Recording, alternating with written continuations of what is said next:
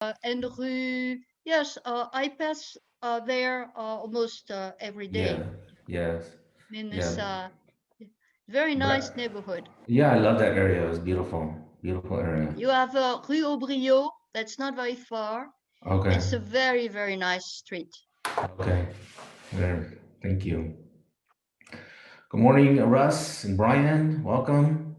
Paul Broussard, Shodi, Jason Kurtenbach. Hello. Lois, of course. Yes, oh, we can't hear you, Lois. Lois, you're on mute. Mute. I did it. Ah, Did I that's unmute better. me? Yes, you Am did. I unmuted? Yes. Okay. Je parle un peu français. Très Très bien. un peu. Très Well un done. peu. I speak a little French, very Yes, yes. little. But it's beautiful. Pas un problème. Très peu problème. Hi, Chris. Good to see you.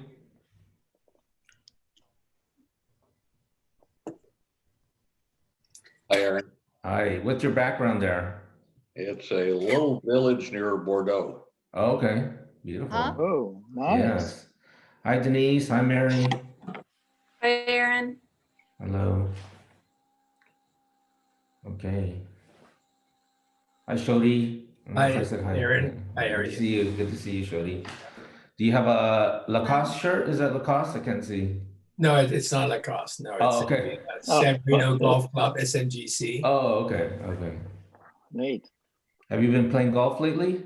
Yes, I play twice a week. Okay. Wow, great. You must be Yeah. good now. Yeah. I joined my game yesterday. I played yesterday, Wednesday. You got Saturday. you got to challenge Russ. Russ, you Oh, got no, you yeah, I get, think Russ is much, his handicap's much lower than mine, yeah. Oh, really? Yeah, I play with the seniors, older people who. Yes. Okay. Yeah. Playing Brookside today after this Oh, meeting. okay. Oh, wow. Oh, good. neat. Should be That's good. great. Yeah, Brookside is busy. It's always full of people, you know. You must be coming early if you want to have a good start. Oh, You have to really? get online and make a tea time. Yeah. Mm. Otherwise, you're out of luck. Right. Can you do two? I jog there every day. Before it was just one person per cart, but now I've been seeing two people per cart. Different courses have different rules, and I'm not sure what theirs are. What I always get my own cart, but I think if you're in the same household, if you live in the same household, they allow you okay. to share a cart. But they do have a divider up, a plastic divider, which is kind of ridiculous, but it works in the Okay. cart. In the cart? hmm Yeah. Oh, wow. It's a plastic divider held together by two bungee cords. Oh, Oh, man. So be it. yeah. Yeah. But Interesting. Shodi, I'd like to play with you sometime. Yeah, we should, yeah. Yeah. Good. And Shodi's wife is an expert golfer too, right, Yeah, Shodi, she Miriam? plays also twice a week, yeah. Yeah. So, yeah. Wow. Yeah. Hi, Wayne. Hi there, how are you? Good to see you. Good to see you. I'm sorry I missed the meeting last week. That's but, okay, Wayne. Thank you. Thank you. Thank you for coming today. Aaron, I have a question. Yeah. The charities meeting, Yes. it just follows this meeting in the same Zoom link? No, Mike has another link. Do you need that? I need it, yeah. Oh, okay. All right. Let me send that to you. Thank you. Let me pull Aaron, that up. if you could send it to me too. that'd be Okay, great. you got it. That's Brian. Let me pull up Mike's email, or I'll just pull it up on my calendar here. 1 second. Could you send it to me also? You I'm got not it. either- I think I'm still on the charities board, but I might not be. Okay. Uh, Let me find Mike's email. 1 second. You can all talk amongst yourselves. Yeah, okay. Hi, Shodi. Hi, how are you? It's Yeah, fine. I guess our guest speaker is from France. That's right. Yeah, I used to do business with a company in Lille, outside of Paris.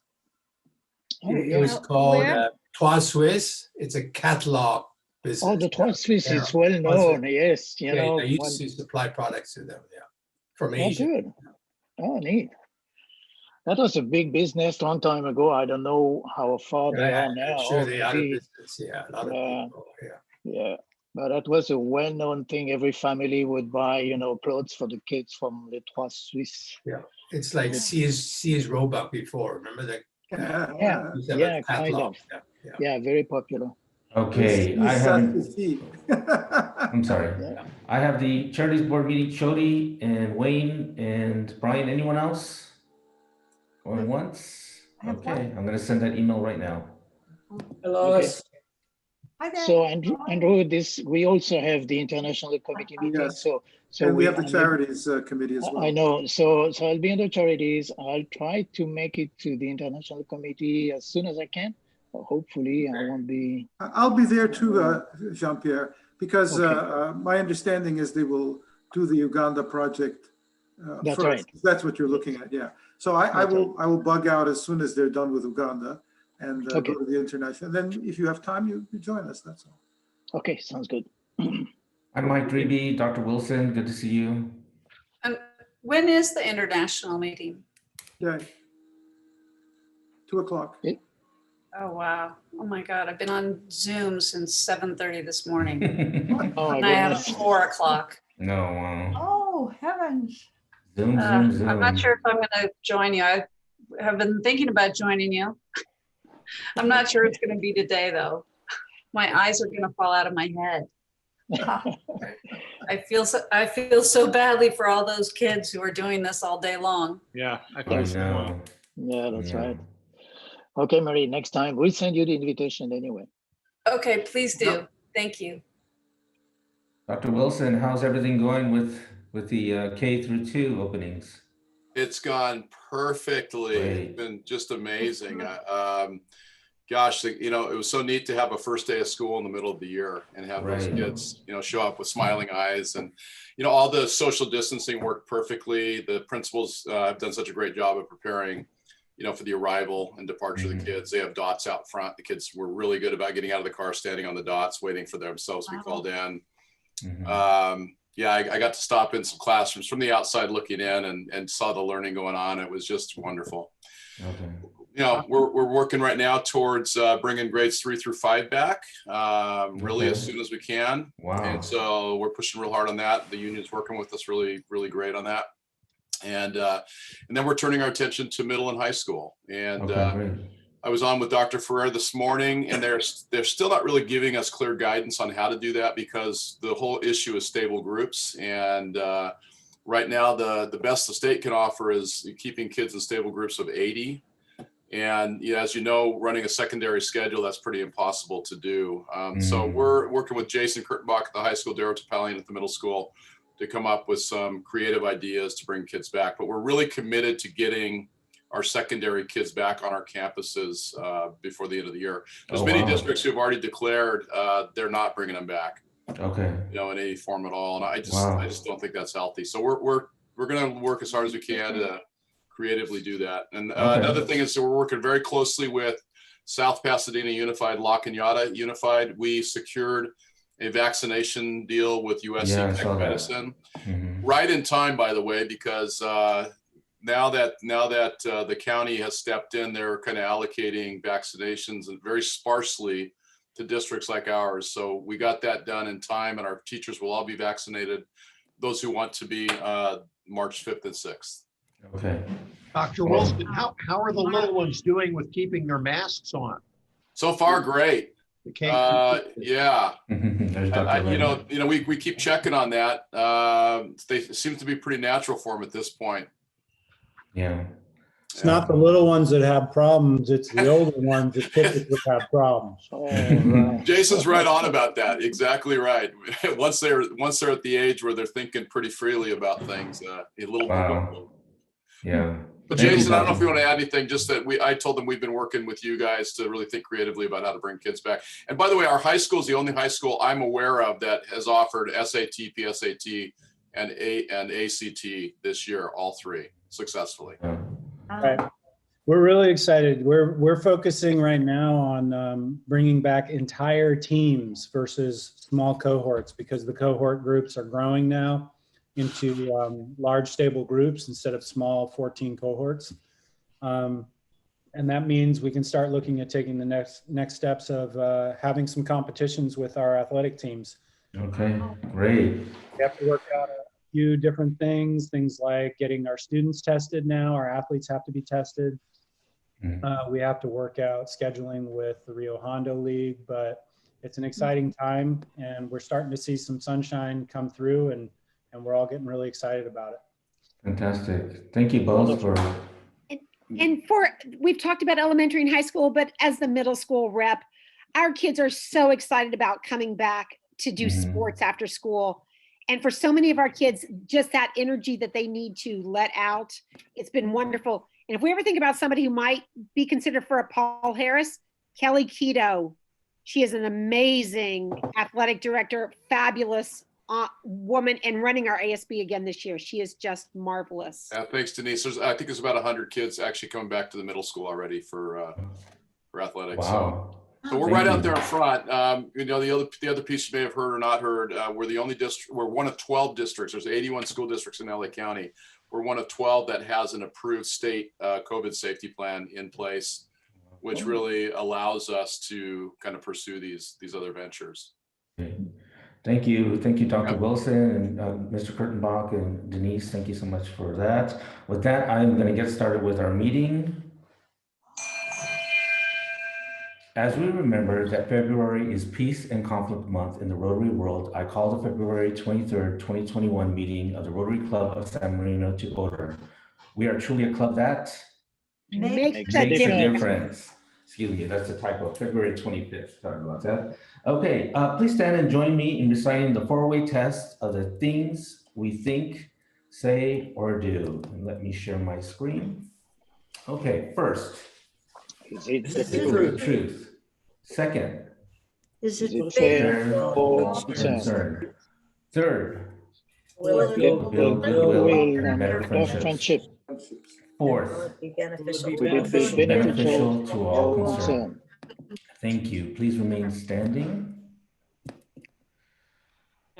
For the Pledge of Allegiance and invocation led today by Maurice. Everyone, if you'll please stand and join me, place your right hands over your hearts and sing the Pledge of Allegiance. Ready, begin.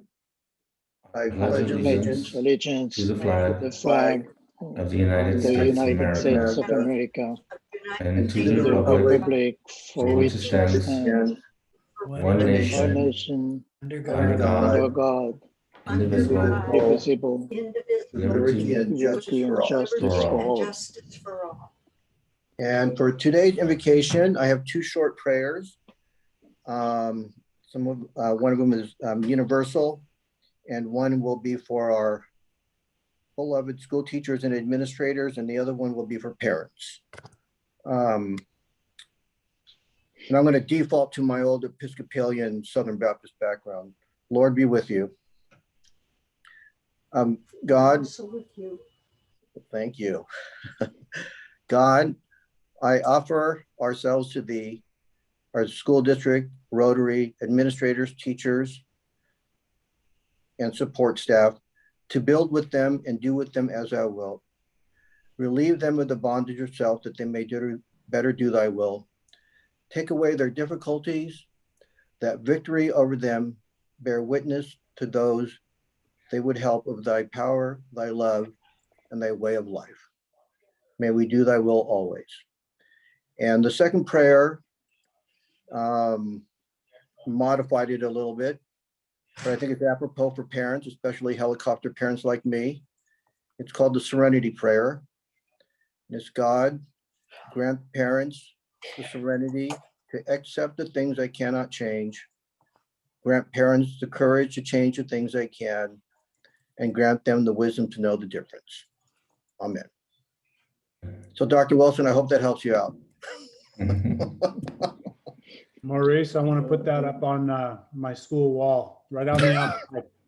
Real big Thank you, letter Maurice. right outside. Thank you, That was Maurice. beautiful. May I also say thank you to all of our school system people who have been on and all they're doing for us. I'm so very grateful for all of you. Thank you for looking after our kids.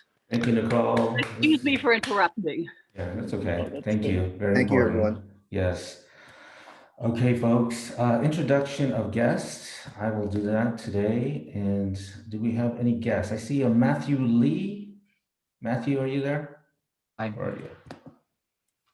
Hello, can you hear me? Yeah, I can hear you. He's our Okay. student of the month. Oh, got it, got it. Okay, we'll get to know Matthew a little bit later. And any other guests? I don't see any. Does anyone else see a guest? I'm April. April, yes, April, welcome again. Sorry. Sorry, you've been here That's so many all right. times. Yeah. April, nice to see you again. And you are in Phoenix, correct? In Mesa, yes. Yes, oh, in Mesa. Okay, welcome again to Rotary. Okay, folks, that sounds like those are all the guests we have. I'm sending a link from Gilda. That's her sign-in sheet. If you can sign in, that we would appreciate it. Next, what we'll do is the pandemic pig donation. You can raise your envelopes and your donations. I see you, Denise and Andrew. Thank you so much. Nicole and Isaac, thank you. JP, thank you very much. All right, thank you so much. Okay, birthdays. We have a member, and I know he's here. He celebrates a birthday on the 27th. Russ Osmonson. Happy birthday, Russ. If you can hear me, happy birthday. We have a wedding anniversary. John Chang celebrates wedding anniversary on February 28th. We don't know how many years, but congratulations to John. And those are all the birthdays and anniversaries. And next we will hand it over to Jason Kurtenbach for our student of the month. Okay. Thank you so much. The San Marino High School February Rotary Student of the Month is Matthew Lee. Matthew was nominated by his counselor, Miss Christine Franco, for his excellence in STEM, programming, volunteerism, overall great attitude, and a host of other things. For the past 4 years, Matthew has distinguished himself as a leader at San Marino High School in the area of STEM. He's been a member of the Titanium Robotics team all 4 years, holding positions in leadership, heading up their programming team, and is currently the engineering president. Matthew has also been a 4-year member of both the science and the math team, where he has held leadership positions as well, including being team captain for both. During the San Marino High School Caltech STEM class, he participated in research in the computer science and machine learning group. Their focus was in graph theory, looking for connections between data. For example, they graphed social media friend connections and examined the clusters to see how the algorithms construct the connections and to determine the effectiveness of the algorithm. In the summer, he participated in research at UC Santa Barbara focused around machine learning. Matthew was paired directly with a graduate student to study neural networks that could be paired with electroencephalography. He's going to correct me if I said that wrong. To map brain waves as a method for accessing technology rather than using passwords. While an amazingly strong STEM student, he is also highly interested in the humanities, as he is currently taking philosophy courses at Pasadena City College. He was motivated to do this as he began seeing such divisiveness and argumentation happening during the pandemic around people's social and political ideologies. In these classes, he's examining ethics, core beliefs, and social constructs in an effort to understand how he thinks, how others think, and how to effectively reconcile those differences without the arguments devolving. Matthew is also an avid volunteer, having put in over 100 hours just at the Huntington Library and Botanical Gardens. However, his favorite type of volunteering activities are around his programming and coding experiences. Matthew's been volunteering for Code Day during the entire quarantine. This is where a bunch of programmers get together to run workshops and competitions in order to teach people how to program. He's been participating in these events since at least sophomore year, although it's been so long, he admits he can't even remember when he started. He did it during the time where they could actually physically get together, but during quarantine, he's been volunteering to set up different activities, workshops, and connecting with teachers around the country and the world. In many schools, there are not as high of level computer courses and computer science programs as we have at San Marino High School. This creates a real gap for students who do not have the same access as those at San Marino. So to that end, he's also working with STEAM coders who help target underrepresented groups in programming to reach out to schools without solid programming and computer science programs. He's been working to make access not only available, but engaging, with a focus on making computer science fun and cool for those who don't have as much access as he does. Please join me in congratulating Matthew Lee, San Marino High School February Rotary Student of the Month.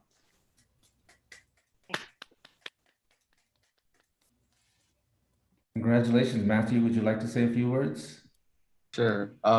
First, and this is not really related to that amazing speech, Dr. Kernbach, but I think my parents are trying to get into the Zoom, but they can't get in. So I'm not sure who the host is, but perhaps you I'm might the be able host. to. I don't, it's an open meeting, so. It's an open meeting and they can't get in. Yeah. I'm so sorry about that. Yeah. That's quite interesting. Okay, I'm not sure what's happening with that, but okay. All the parents are like that.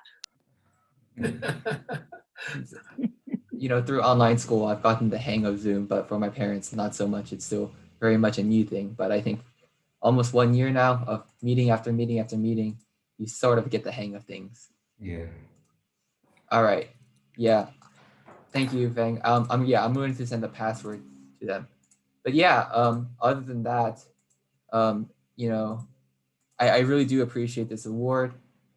And I think, after 4 years of a lot of hard work, just in various activities and various, fields of academics and extracurriculars, it's a good feeling to see that effort recognized. And I thank you all, for hosting me here and for having me in this lunch meeting and for taking the time to, hear about, the efforts and the works that I've put in throughout my high school career. So I'm not sure whether you all have any questions for me, but I feel happy to answer or elaborate on any of the activities. Yes. Okay, I see a hand raised. Denise? Yeah, Matthew, so where do you land next? There's great graduate programs at UT Dallas, my alma mater. I don't know, but where have you applied? Yeah, so in terms of college, when I applied, I was looking for, institutions with really impressive computer science programs, because that is my field of interest. So that's what I'm interested in studying for my undergraduate, time for the next 4 years. There's some great news. I've already been accepted early to UC Berkeley, which is one of the best computer science programs in the nation. So that is a great option for me. And to be blunt, if things go south in March and April, that option is, completely fine. But I've also applied to many East Coast schools, such as MIT, Columbia, Harvard. So we'll just have to wait and see about how those applications go through. If I'm lucky, then perhaps if they're successful, then, I might pick those. But for now, I have a really solid option at UC Berkeley. So, Matthew, if you're interested, Harika Khalid Hindi, who was one of our past presidents of the Rotary Club at the high school, our Interact Club, just graduated in comp sci from Berkeley in the spring.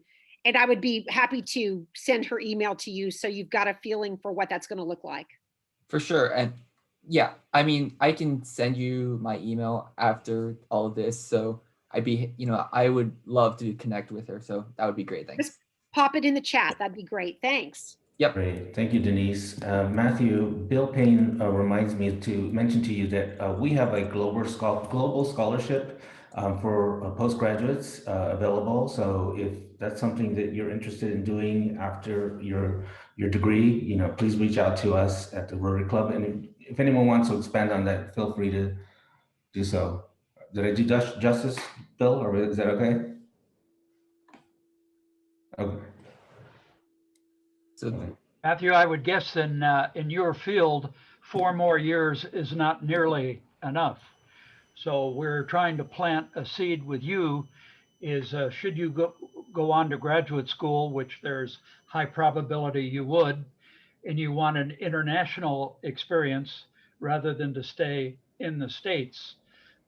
Rotary has currently a $31,000 scholarship. We're allowed to give one a year. So we will circle back to you. Hopefully you would remember this conversation.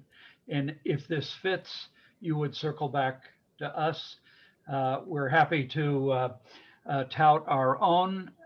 We've had 28 global grant scholars go to all of the continents of the world.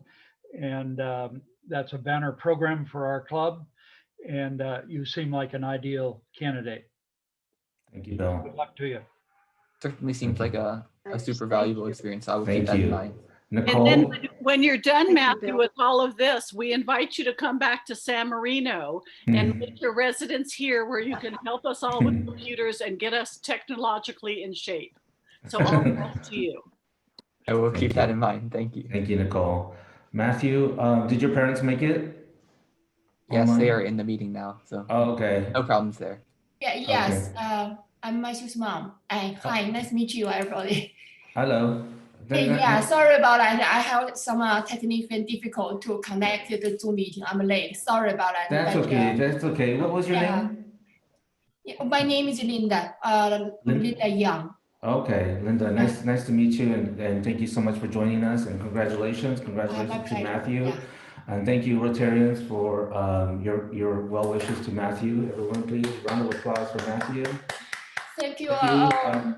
Yeah, we my husband George and I really appreciate the San Marino the school district, everything. You know, I think the Matthew got this achievement without if they don't have support from all the school district and all the teacher staff and all the coach and including a lot of you, the support. And I'm very happy for Matthew. But I told Matthew, when you grow up, when you graduate from school, it's not ending, it's just start. Hopefully you can give back and support the school district and all of the another student and the community in the future. Hopefully they have the opportunity. Thank you so much Linda. for Very, this very kind wonderful words. event. Thank you so much. And thank you to Mr. Kurtenbach for continuing to do this every month.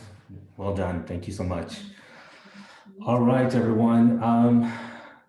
John Jones, basically, he's asked me to announce that Paul Harris pins he's going to be sending in the mail. I don't know who they're going to go to, but he just wants to let some know to expect some pins in the mail. I just received an email this morning. The HMS Career Day Fair is on April 2nd, and they are looking for professionals to submit videos. The Career Day Fair will be via video, and they're asking for those on March 15th. I'll put the email in the chat later so that if anyone's interested, they can reach out to the person in charge.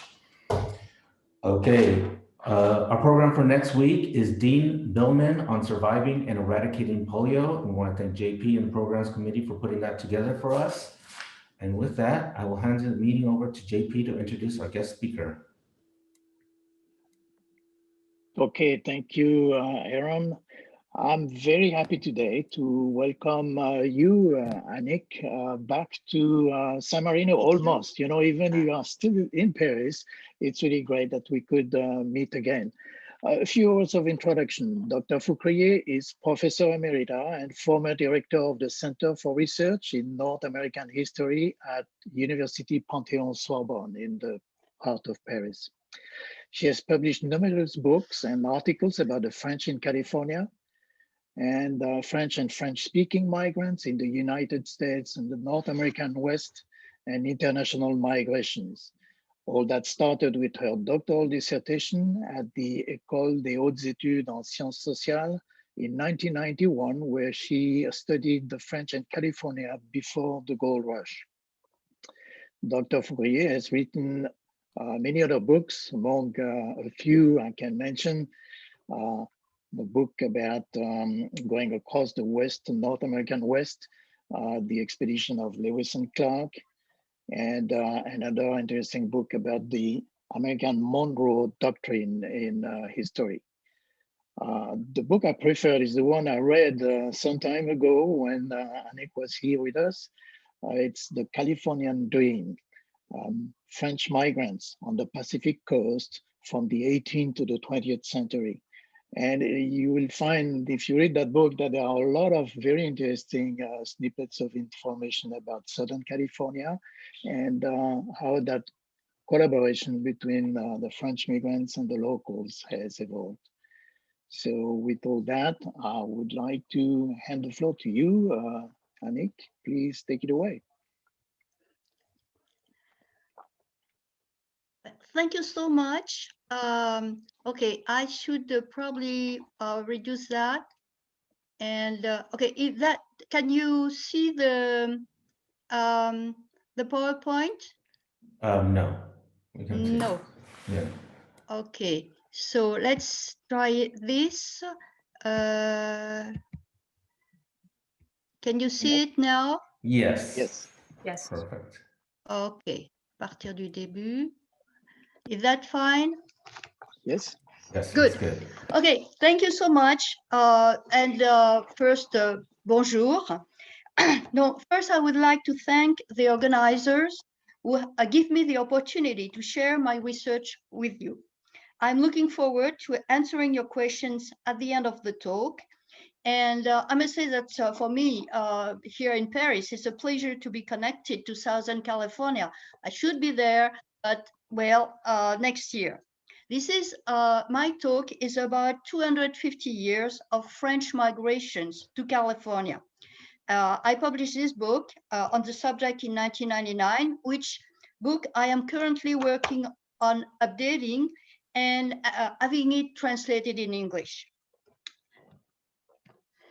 The first question is the number of French-born people in California. These numbers have increased regularly, that is from censuses, but as you can see, the proportion of French-born people in the California population has decreased.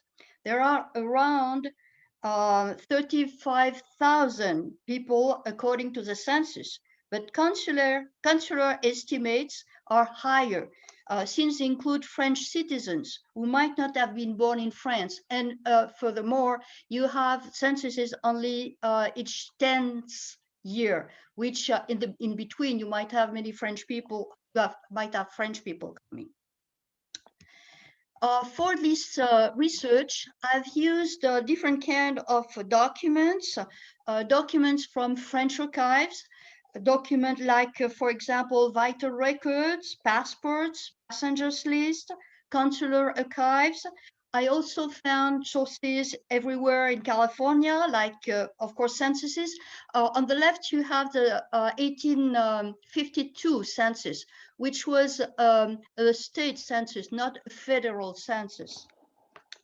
I also used naturalization records, rate registers, directories, almanacs, county histories, newspapers, deeds, and I found some deeds in French in some local archives, probates, archives of local societies, and also the books of baptism and marriages from a French church. I also went to Washington, D.C., Mexico, and even Spain. I use also genealogies, family stories, memoirs, interviews, which I've been doing, letters. You can see, for example, here, 1858 letter from Happy Valley sent to France by a Frenchman who was working in the mines. And it starts with Ma chère mère, dear mother. And I also used illustration, photo, and more. And I'm going to give you just some idea of the all can be found on this subject. Before 1848, the first who arrived in California traveled mainly through Spain, Mexico, or the Pacific Ocean. The first three documented mentions of Frenchmen are Pierre, called Pedro, Prat, and he was a surgeon of the 1769 Portola expedition, and Bancroft called him the French surgeon.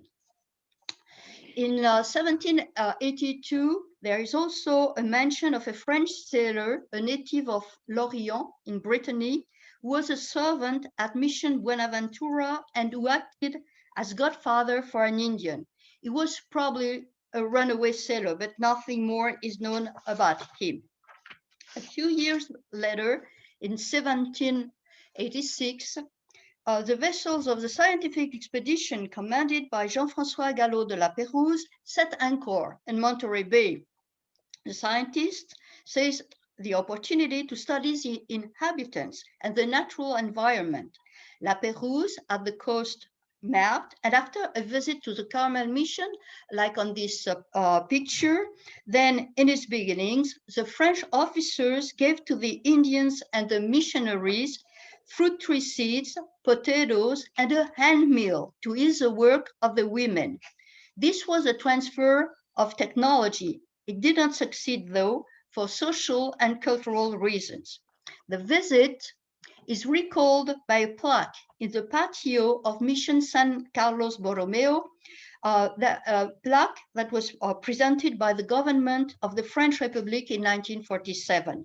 And it is written both in English and in French. In the 1830s, California offered enough opportunities for French people to come for trading or whaling first, to provide services later. Eventually, they were numerous enough in this new nation so that the French government sent warships and founded in 1842 a consulate in Monterey. A few dozen Frenchmen and one French woman lived in this Mexican province, mainly in Monterey, Los Angeles, and San Francisco, at that time called Yerba Buena. These first French migrants to come to California could be found in a great variety of economic activities. They were carpenters, viticulturists, teachers.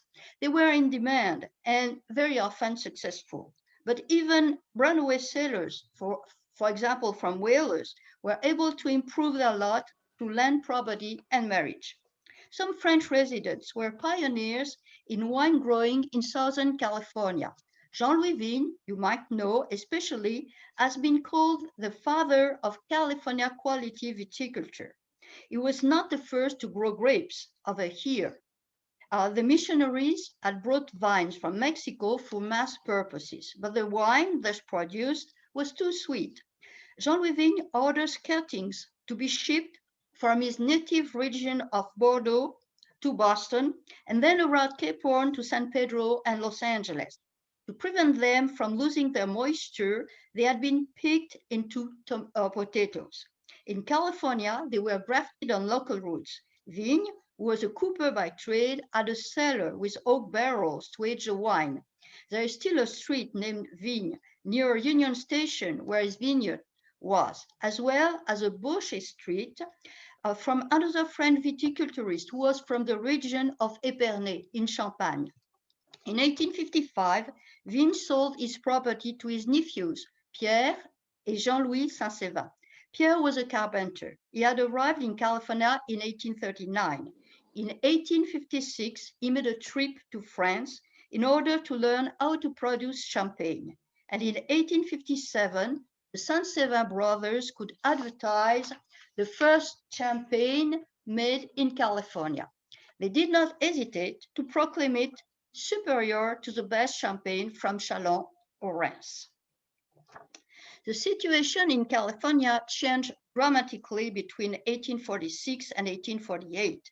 The Treaty of Guadalupe Hidalgo transformed the Mexican province into an American territory, and the discovery of gold mines launched a mass immigration. The rapid growth of the population allowed the region to become a state, and a constitution was drafted by 48 delegates, among whom were two Frenchmen, Pierre Saint-Séverin, previously mentioned, and José María Covarrubias, who had arrived in 1834 with the Híjar and Padres Company. The discovery of gold attracted about 40,000 Frenchmen and women. They scattered everywhere, but with gatherings in the mining towns of the foothills in San Francisco and Los Angeles. There, French quarters developed, forcing the French government to reopen the consulate suppressed in 1848 to save money, but now settled in San Francisco in 1850 and to create another one in Los Angeles in 1859. The French, who came at the time of the gold rush, originated from all over France. These two maps are a statistical treatment of lists of passengers from 30 ships which left France from 1849 to 1851. They were the first wave of gold seekers. Most were born in small villages. An important percentage had lived in Paris, which can be seen by the difference between the departments of birth and the department of residence before leaving France. Economic and political turmoil were certainly motives for their departures, but these migrants were not among the poorest, since they had to pay about 1,000 francs for the trip. And if you think that at that time a laborer would earn 3 francs a day, and only when he worked, it means that they had to have some money, maybe an inheritance or something. Artisans, shopkeepers, landowners were then the majority. Like many other migrants who came from the East Coast, Europe, Mexico, or even China, they hoped they would earn enough money to go back home soon and solve their economic difficulties. As other gold miners, the French left San Francisco to go to the mines as soon as possible. They traveled in small groups, trying their luck from one place to another. Being in a foreign land, a minority among the population, they tended to gather with other people who would speak the same language and share similar values, religion, cultural habits, Sunday practices, for example. After a week of hard work, Sunday was, like in France, a time for reunion, for renewing the bonds of sociability, for being together so as to overcome nostalgic disposition. Gathered in large groups, eating beef, drinking wine, just like they would have done in France, having a good time discussing, singing. On the following Monday, everybody would resume mining, maybe a little later than a regular day, with renewed hopes to strike it rich. Very few French people spoke English then, and they appreciated to meet French Canadians who were bilingual. The French were nicknamed "Qu'est-ce qu'ils disent?" because of a question asked again and again to the interpreter, "Mais qu'est-ce qu'il dit? Qu'est-ce qu'il dit?" which means, "What does he say?" On this slide are some objects found in San Francisco and saved by Ken Salter just before construction works. They were exhibited in a French museum at La Rochelle. They bear testimony to the everyday life of French migrants and show some of the goods brought to California by French traders at the time of the gold rush. Unfortunately, many more have been destroyed by the trucks and the bulldozers. Clockwise, you can see French mustard pottery pots, a pot for French pâté from Périgord with truffle, French porcelain pots for pomade with what is called real bear fat, and a French champagne bottle with a seal, which is not that very common. In San Francisco, the French gathered first around Commercial Street. Some years later, many lived on Dupont Street. They founded a French Roman Catholic church, a mutual benevolent society, a hospital, a firefighter company called the Lafayette Canlader Company. They were part of the growth of the city and of its political life. 300 were members of the Committee of Vigilance in 1856. They had newspapers, bookstores, a theater, schools, café chantant, and many stores, including dry goods stores like the White House, La Maison de Blanc, or the City of Paris. This store, started during the gold rush, was destroyed in 1906 and rebuilt with a glass ceiling representing, as you can see, hopefully, the coat of arms of Paris with its motto, Latin motto, Fluctuat nec mergitur, which means tossed by the waves but never sank. Around 1960, the building was bought by Neiman Marcus, who planned to destroy it. The San Franciscans managed to have the glass ceiling and the stairs saved from destruction. They are still visible at the corner of Union Square. You can see, the glass ceiling of this dry goods store. It is difficult to assert how successful or not French miners and traders were. The French consul mentioned us many examples of miners going back home with a nice sum. Eventually, the return rate was high. Those who decided to stay in California sent money to bring their family or form new ones. For the rituals of life, the Roman Catholic Church Notre-Dame des Victoires was founded in 1856 with the Mass celebrated in French. There, children were baptized, and the book of baptisms and marriages, which have been saved in 1906 at the time of the earthquake, they are a great part of the memory of the French community. And I worked from these documents were very important documents. The French also founded hospitals. They founded organizations for solidarities like benevolent mutual societies, and they built hospitals in 1851 in San Francisco, in 1869 in Los Angeles. The hospitals were expanded and modernized, as is mentioned on the document at the left, taken from a San Francisco newspaper. The plaque on the right gives the names of directors for Los Angeles French Hospital from 1860 to 1962. Newspapers provided information, local and from the old country. It is a fantastic source to know the lives and the networks of these migrants, but they are very fragile and in great danger to disappear, as you can see by this photo that I took in at the place where there were all these documents, and now they're not. It's not possible to read them because they are too fragile.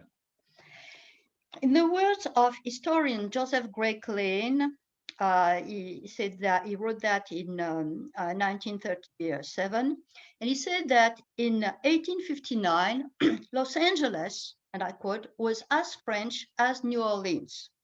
During most of the 1860s, the mayor was a French Canadian, Damien Marchessault, elected without interruption from 1861 to 1865, then again in 1867. He was from the Democratic Party. In 1865, at the end of the Civil War, he was replaced by Joseph Mascarell, the middle, who founded the Republican Party in Los Angeles. The new mayor was born near Marseille. He had arrived in the early 1840s, and in 1865, when he became mayor, he still spoke very little English. Prudhon Baudry, the right, another French Canadian, was the mayor from 1874 to 1876. He is well known for the development of Bunker Hill. The gold rush was a migratory bubble, and returns were numerous. But those who stayed started chain migrations by writing to family, friends, and former neighbors. The improvements in transportation, completion of the transcontinental in 1869, steam-powered ships, and the lower prices made it easier for European migrants to go to the West Coast. Immigrants were younger, and many came to join parents. The main regions concerned with immigration to California were the Pyrenees, the Alps, and Aveyron in the center of France. After 1870, migrants from Alsace and Lorraine grew also more numerous. Jean Gontard, a French faculty member at Berkeley in the 1910s, noticed, and I quote, "The Dauphinois become cheap raisers. Basques, Béarnais, and Auvergnats enter mostly the trade of hotel keepers and the laundry business. As for French people from other regions, they can be found in various trades: cooks, restaurant managers, lawyers, notaries, bankers, doctors." The French laundries were numerous at the turn of the century. The Guide of the French in California, a 1916 publication by George Lonson, listed 135 laundries and 15 dyers in San Francisco. Most of them were small family businesses with a few employees and specialized in hand finishing. French laundry came to mean high quality and, as a commercial argument, appealed to a certain category of consumers, those who could afford higher prices in return for tailored service. The French hand laundry in Pasadena on South Lake Avenue near the corner with California was founded by Marie and Albert Cottard, a name from Isère in the Alps, in 1914. It was bought by the present owners in 1994. The French celebrated the 4th of July, and from 1880, they also celebrated Bastille Day on July 14th. The centennial in 1889 was the occasion of more parades with floats, speeches, fireworks, and balls. The 20th century started with a catastrophe, the San Francisco earthquake. The French Quarter was destroyed. The consulate, the Roman Catholic Church that you can see on the left pictures, you can see in the right, and the French libraries, the dry goods stores, and many other buildings were eventually rebuilt. But some French residents preferred to move to Oakland and Los Angeles. Then, in 1914, the war was declared in Europe. Young men, French citizens, were called to arms. Most went back to France. Many died on the battlefields. After the end of the war, the memory was preserved in monuments, plaques, list of dead, objects like this stained glass in the church of Notre-Dame-des-Victoires, representing a French soldier and an American soldier dying side by side with a flag. It was offered by a French family at the end of the war. In 1921, Marshal Ferdinand Foch was invited by the American Legion to attend their meeting at Kansas City, where Pershing was also to be. With Charles de Chambrun, descendant of Lafayette, he toured the United States to promote Franco-American friendship. In December 1921, he visited San Francisco and Los Angeles. Arriving from Portland on December 3rd in a special train chartered by the American Legion, Marshal Foch was received at Oakland, and as mentioned on the plaque, like you can see at the bottom of the left picture, he went to the French church in San Francisco to pray for his former companions in arms. He spent the 4th of December in Los Angeles. After a brief stop at the French hospital on College Street and the reception of the French colony, he went to South Pasadena on Fair Oaks to dedicate the cornerstone of the War Memorial Building at 415. And this cornerstone is here. You can see it on the other picture. It is still very visible. From there, his car drove up Orange Grove to the Santa Fe station. The following year, Marshal Joffre, on a world tour with his wife and daughter, visited also California. Coming from Japan, China, and Korea, he reached Portland on April 4, stayed in San Francisco from the 6th to the 10th, then left for Denver, Chicago, Washington, D.C., and New York City. In San Francisco, he was a guest of Adolph Sprinkles, the sugar magnate, and of his wife, Alma de Bretteville. He toured the city with Mayor James Rolfe. He also planted a tree on the site of the future museum of the Palace of the Legion of Honor, a cherished dream of Alma de Bretteville's. The museum was dedicated on November 11th, 1924. In front of the museum, which is a copy of the Hôtel de Salm in Paris, 2 equestrian statues have been erected. One is a Cid Campeador, the other is Joan of Arc, one of 4 replicates cast after a 1915 original sculpture by Anna Vaught Hyatt Huntington that is situated in New York City's River Park. It was a gift that Anna and her husband, Archer Milton Huntington, presented to the Palace of the Legion of Honor in 1926. Los Angeles also has a statue of Joan of Arc. It dates from the 1910s, and in 1915, while making the movie Joan the Woman, Geraldine Farrar noticed a statue in front of the French hospital at Hill and Casteller. On March 14, 1917, the day before she left, she went with Cecil B. DeMille and Jenny McPherson to lay a good luck wreath at the foot of the statue. 2,000 persons attended the ceremony organized by a committee of prominent French residents. In 1956, the statue was still honored and newspapers reported the ceremonies. But recently, the statue has been relocated and has disappeared from the public space. As you can see, a picture in 2016, and in 2020, it's not there anymore. In the 1920s, the quota attributed to the French were so low that some years entrance was denied to potential immigrants. But the most important factor to decrease the number of French residents was the economic crisis in the 1930s, which led many to go back to France and others to abandon their project of immigration.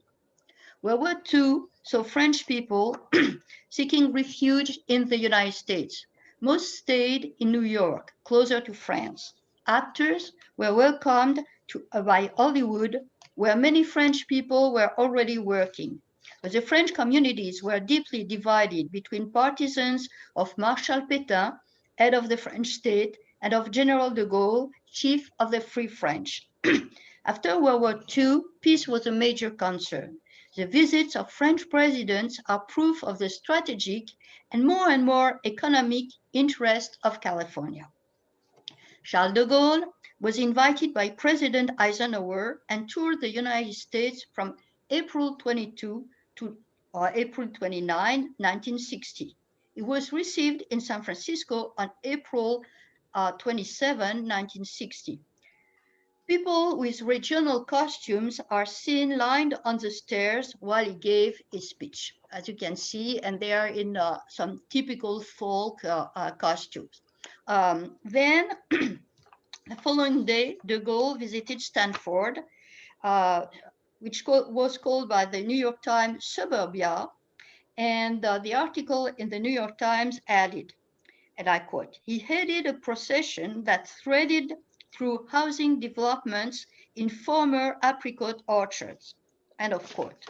His next stop would be New Orleans. And what you have on the left, a picture taken from an article, are nurses from the Stanford Medical Center trying to get a look of de Gaulle passing by the hospital. 3 other French presidents have visited San Francisco and Stanford.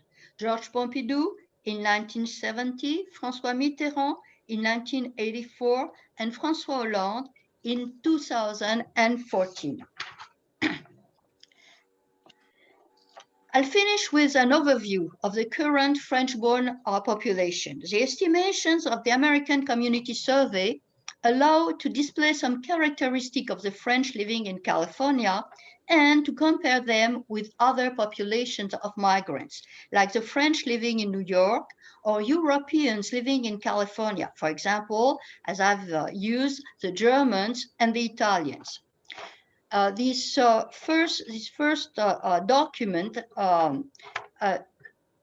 are about the ages, distribution by ages, and you see that's working age. The median age is 47 years, more than the French in New York, which is only 22 years, but less than the Italians or the Germans who live in California, who are, which median age is higher, 61 years, which means that there is less renewal of the population, new population, young population coming. 65.4% are between 25 and 64 years. And there is a majority, small, but majority of women, 51%. And 53%, always estimates, are naturalized.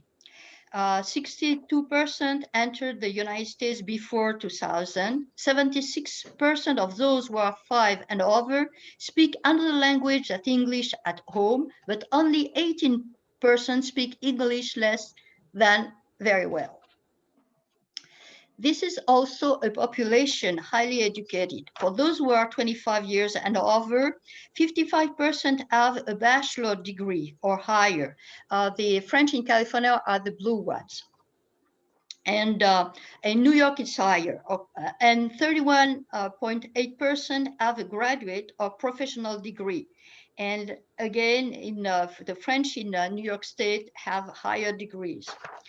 But all in all, more than 80% have at least some college education, which is higher than for the Germans and the Italians who live in California. And a certain number of these French people are students in American universities.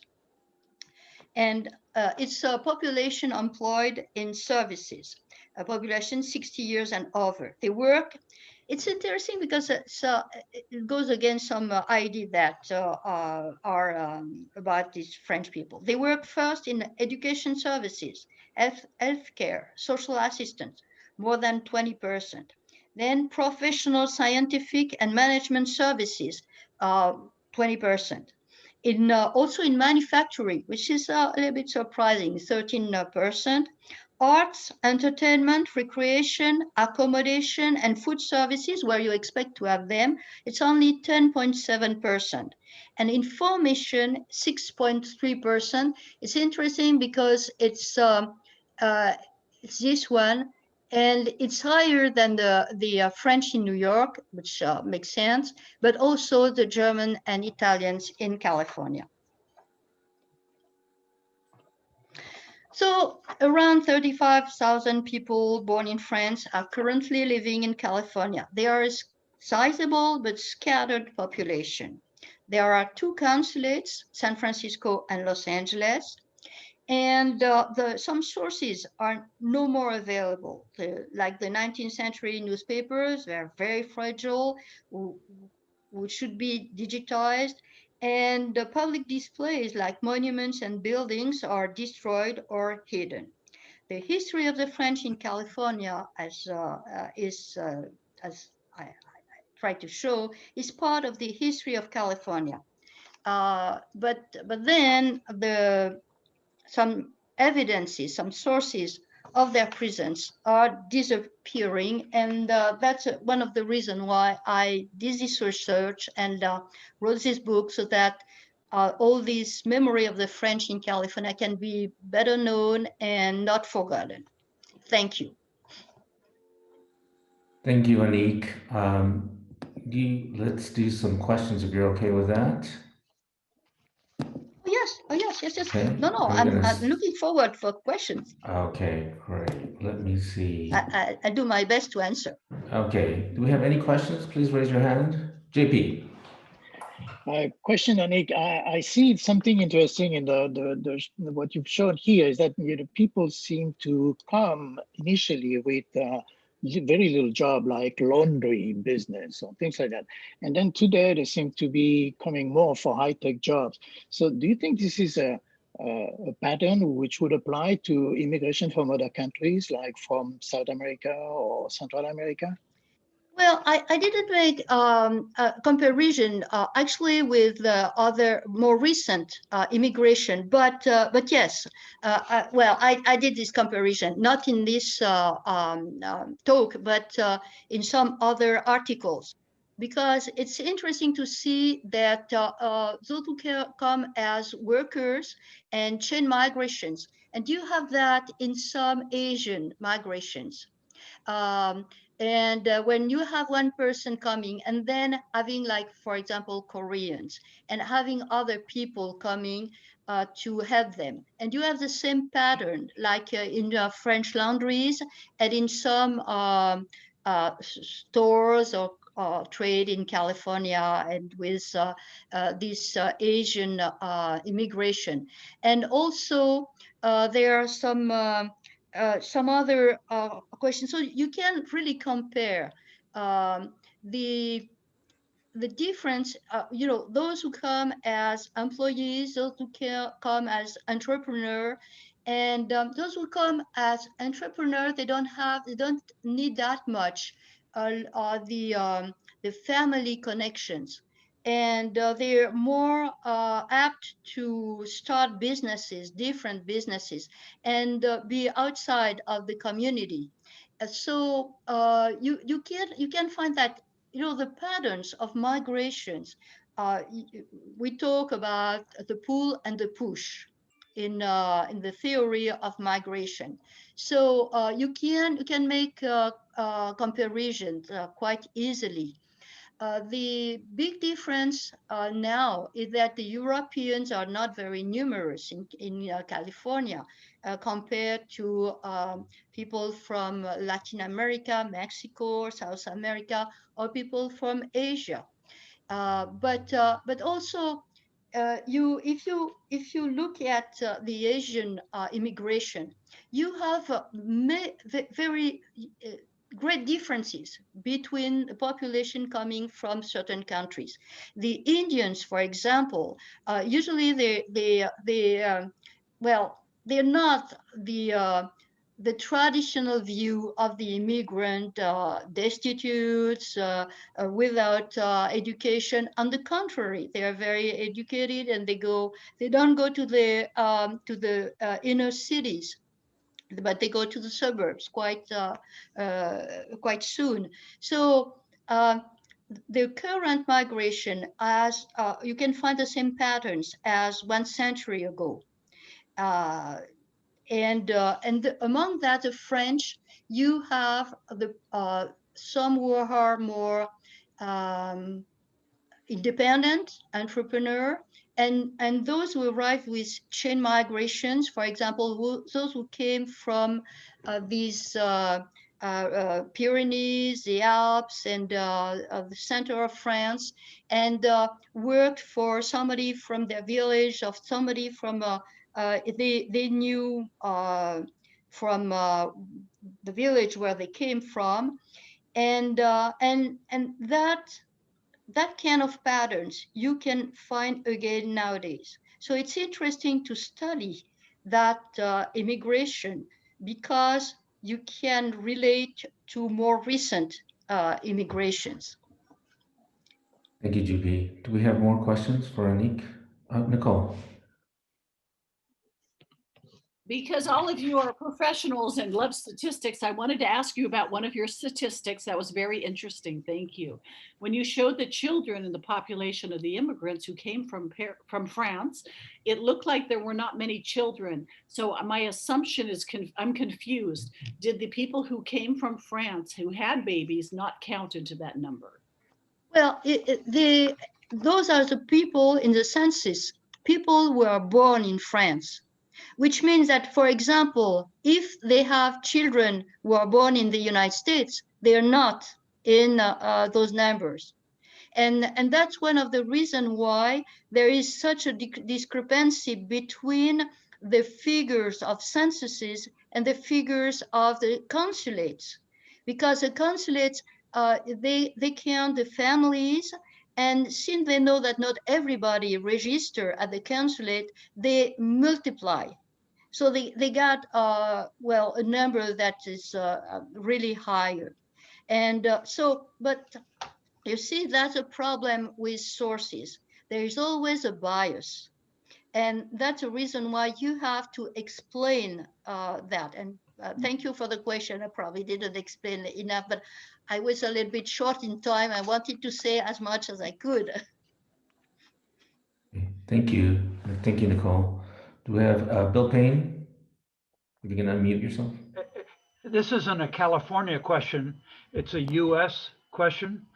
Do you know what the census, what is the allowed immigration from France currently? Is there a number, 25,000 a year, 5,000 a year? Well, there were quotas, but that was from the 1920s to 1952. There now it's been a different law, and so the rules are different. You have, for example, you can have you have brothers and sisters that can enter. You have parents that can enter. The wives or the husbands who can enter of citizen of American citizens. So that's something different from the law of 1952 that changed, the rules for immigration and stop the former quotas. You can have now people who want to come, they have to have visas, and if they want to work, and I'm sure that somebody who has gone through that all that that question would be more probably more able to answer than me, that I just have some I'd say some knowledge from what I've read, but good number of those I have interviewed some French people who are living currently in California, including Jean-Pierre Mengy, and but a number of some that I have interviewed told me about the green card, for example, the lottery, and that was for them an opportunity to come. So you have different rules.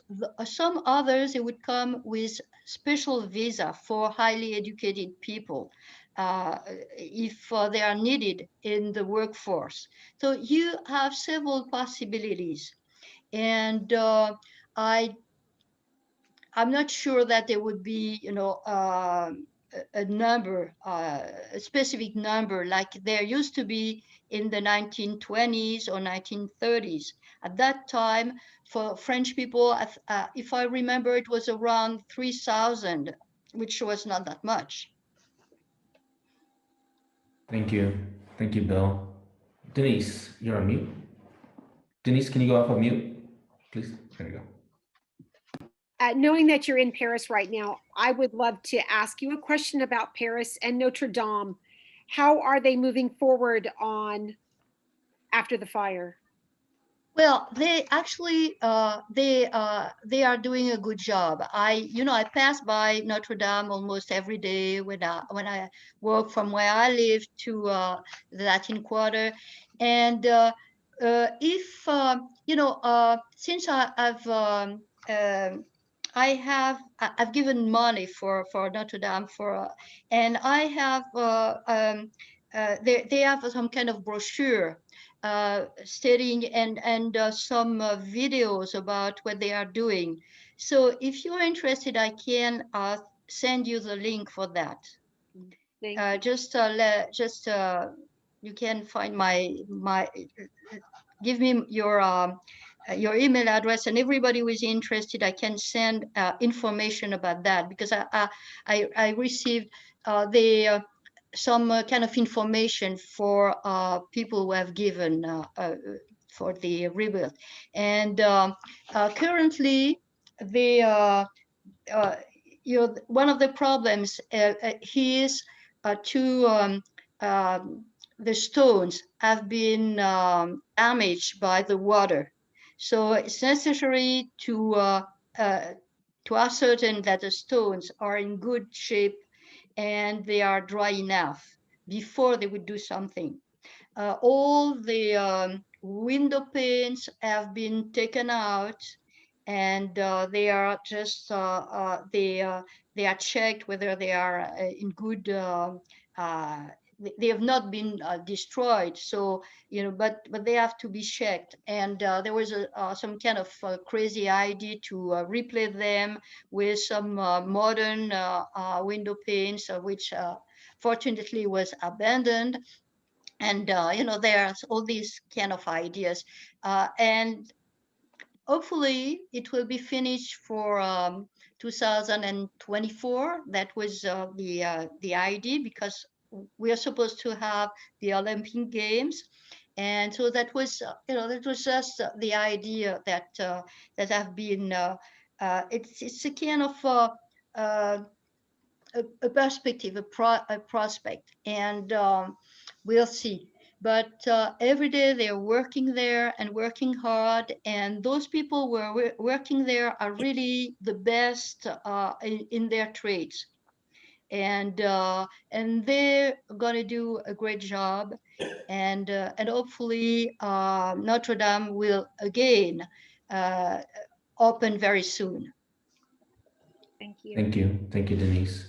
Do we have any other questions?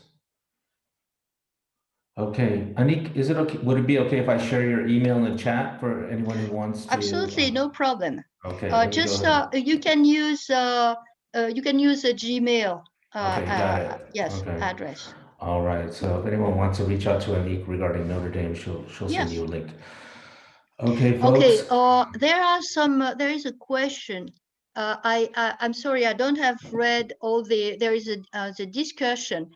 There were French Canadian in California. No. Most of them didn't go to New Orleans. They actually went to the Midwest. Most of them went to New England. That's especially 1880 to 1920 or 30. There was a big migration of French Canadians to New England. Very important. Some others went to the Midwest and California. You probably heard about hydraulic mining, and it was kind of started by a French Canadian, Antoine Chabot. Also, there were French Canadians who were on the fur trade in northern California from like 1823 to 1840, more or less. So yes, there was a big migration to different. Okay. No. Yes. Hollywood. Yes. Those are all the images of the world, and sometimes, the reality is stranger than fiction, but even more interesting, very, very interesting. Yes, this 1865 mayor of Los Angeles didn't speak English. Fortunately, there was a general who came, and he was from the East Coast, but he spoke French because he was from a good family. So they were able to discuss. Well, I think that's it. Yeah. Okay. Thank you for Annick, all your questions, and have a great day. Thank you, Annick. We will be donating a book on your behalf to our Kroll Public Library. So thank you so much for agreeing to speak with us today. It was a pleasure. Thank you, Annick. Everyone's giving you a round of applause. Thank you so much. Okay. All right, Rotarians, please don't forget our program for next week is Dean Billman on surviving and eradicating polio. Bye-bye. Rotarians and guests, thank you so much for joining us for today's meeting. We want to thank Matthew and Linda Lee for joining us today. Hope they come back. And the February 25th, 2021 meeting of the Rotary Club of San Marino is adjourned. Thank you all. Thank you. Bye-bye. Thank you, Aaron. Thanks, Thank everybody. you, Denise. Bye. Have a great day. Bye-bye. Bye all. Thank you for coming today. See you in a bit, Mike.